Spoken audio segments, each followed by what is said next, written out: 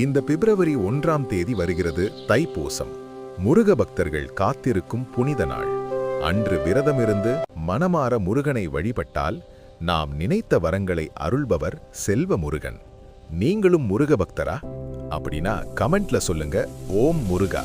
தைப்பூசம் நாள் எப்படி விரதம் இருக்கணும் தெரியுமா? அதிகாலையில எழுந்து நீராடி வீட்டில் இருக்கும் முருகப்பெருமான் படத்துக்கு மலர் அலங்காரம் செய்து விளக்கேற்றி வழிபடணும். அன்று 3 வேளையும் பால் பழங்கள் மட்டும் சாப்பிட்டு விரதம் இருக்க வேண்டும். முருகனுக்கான கந்த சஷ்டி கவசம், கந்தர் அலங்காரம், கந்தர் அனுபூதி, திருப்புகழ் இவைகளை பாராயணம் செய்தால் மிகுந்த புண்ணியம். இவை தெரியாதவர்களா? கவலை வேண்டாம். எளிமையாக ஓம் சரவண இந்த 6 எழுத்து மந்திரம் சொன்னாலே போதும். மாலையில் கோவிலுக்குச் சென்று முருகப்பெருமானை தரிசித்து விரதத்தை நிறைவு செய்யுங்கள்.